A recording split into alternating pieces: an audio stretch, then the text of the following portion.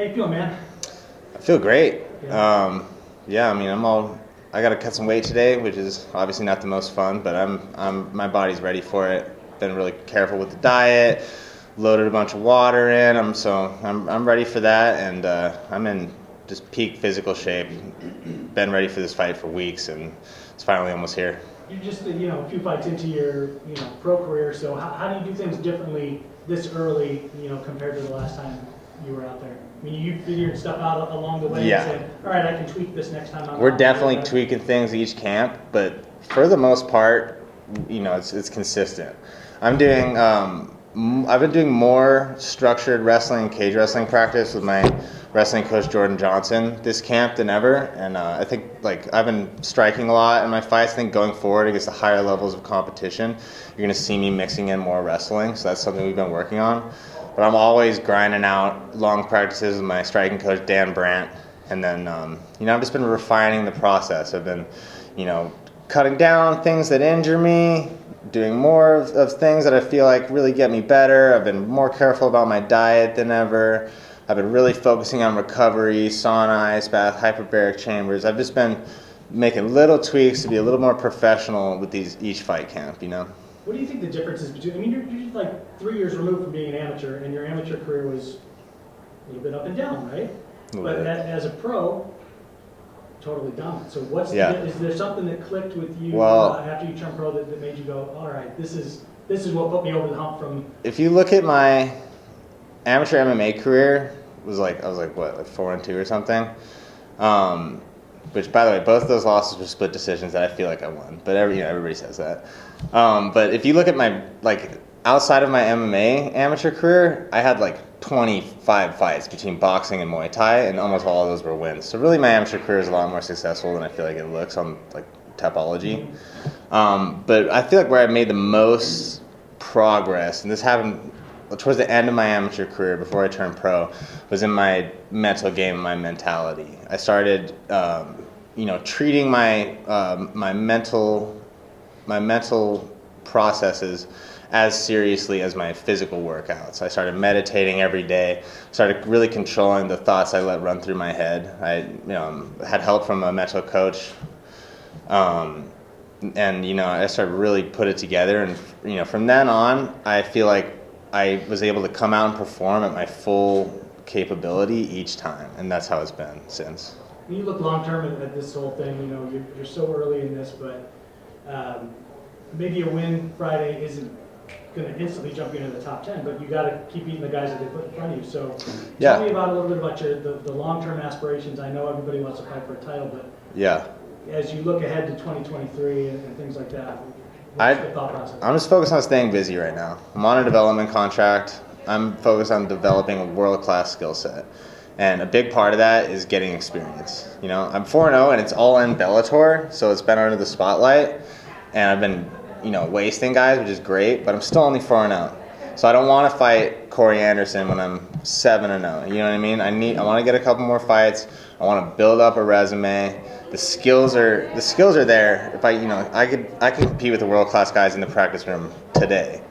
But doing it under the lights is a little different. We need to, this is coming from my coaching staff. I fully believe in them. This is their plan.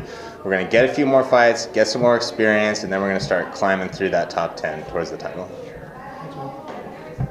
Looking at your next opponent, what does he bring to the table, and what do you have to worry about when it comes to his skill set and what he brings? Yeah. I think his biggest asset is his size. He's a big, tall guy. He's 6'5".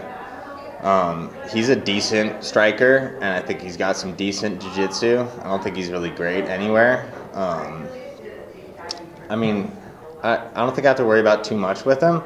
I'm not being arrogant about this, but I genuinely think I'm better than him anywhere this fight goes. It's just a matter of going out there and doing it.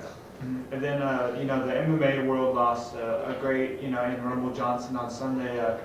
What do you have to say about his recent passing, and what legacy did Rumble Johnson leave behind? Rumble is one of the scariest light heavyweights of all time. I guess one of the scariest MMA fighters of all time. Just a thunderous puncher. And I was just saying in another interview, I never knew him personally, but I know people who did. My coach Jordan Johnson knew him, and apparently he was a really solid guy, and he treated people with respect. And it's I mean, it's a tragedy that he's gone. So when out of your wins so far, is there one that stands out as one you're most proud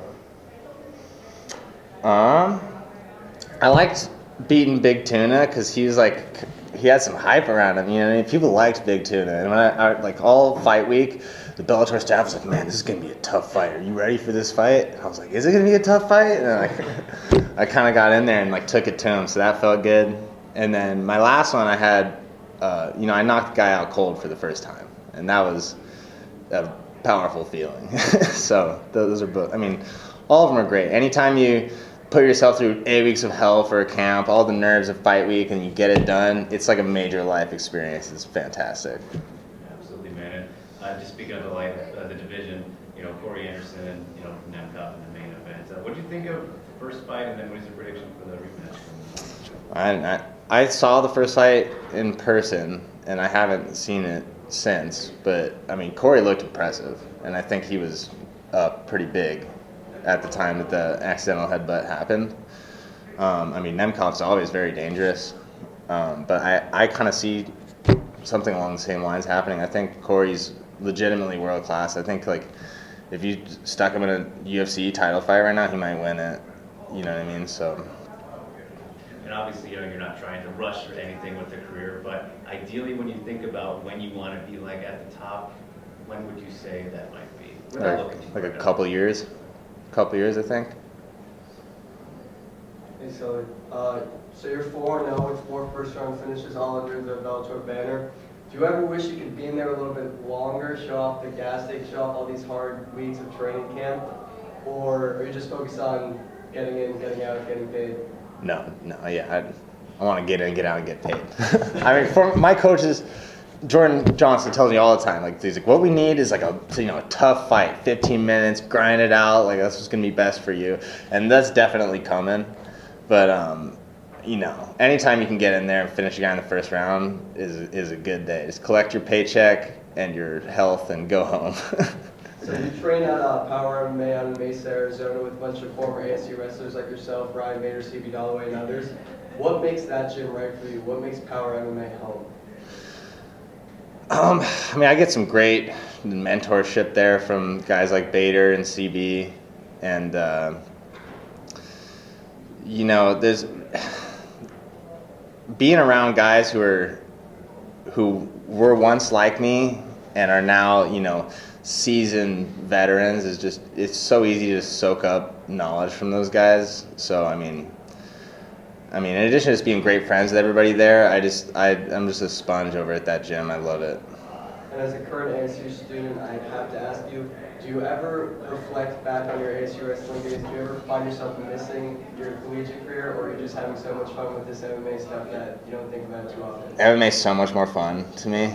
Like college wrestling is great. I became such a better athlete. I feel like I became a man in college wrestling. I showed up a boy, and it taught me a lot in a lot of ways. But I'm having way more fun fighting than I ever did wrestling. Even anybody will tell you college wrestling is rough. It's a grind, and fighting can be too. But I feel like I was really more made for this than I was for wrestling. Are you shaving the stash at the end of November? Or are you thinking about keeping it for a little bit longer? So I wear the stash through training camp until the fight, and then my girlfriend makes me shave it off. And then, when I get a new fight signed, training camp starts, I start growing it back. Good tradition. Yeah. Thank you. Mr. Cauley, you mentioned your mental coach. Would you mind if you feel comfortable talking a bit more about what you guys practice? Yeah.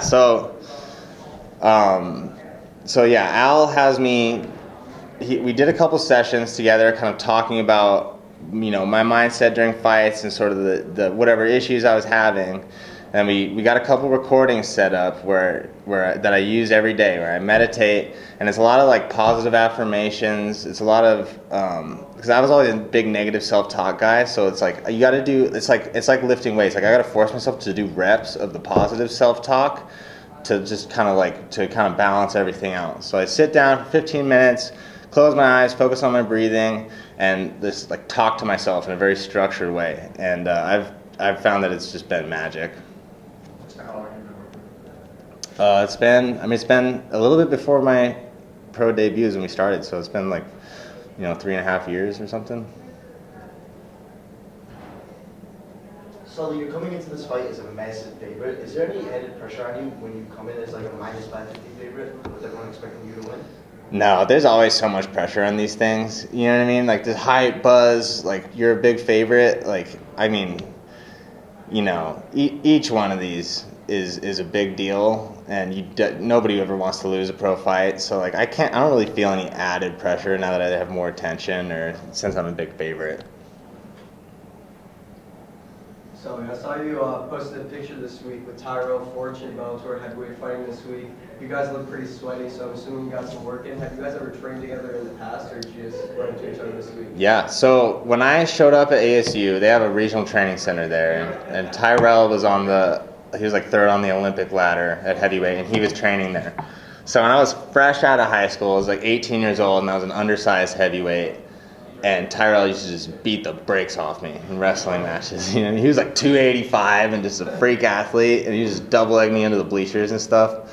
But I was tough, and I would show up every day and take my licks and get better. And so we developed mutual respect, and we're friends now. And we've trained in MMA too. We spar and stuff, and he's a great fighter and an all-around good guy. So I'm looking forward to watching Tyrell's fight. So it's you and Tyrell on this card, and then on the UFC card, Kevin and TV Died out of Arizona Combat Sports. It's going to be a big weekend for the Arizona MMA community. Yeah, I would say so. Kevin's a great guy. I know he's been working hard, and he needs to win this one, and I think he's going to. Sully, what could you say about the advantages of starting your career in Bellator? Obviously your first professional fight was in Bellator 253, and now here you are at your sport fight center. You're kind of used to the lights already, it seems. Like, do you think that gives you an advantage? Yeah, I mean, I think, it definitely, it eases the transition to the big show, right? Because I started in the big show. I mean, there was a big leap from amateur fights to my first pro fight on the big show. But now that I'm here and I'm settled in, I feel really comfortable. I think the biggest advantage is like just the amount of exposure. You know what I mean? I'm only 4-0, and I have all this attention from the media. It's not astronomical yet, but compared to where most guys are at this point in their career, it's beneficial.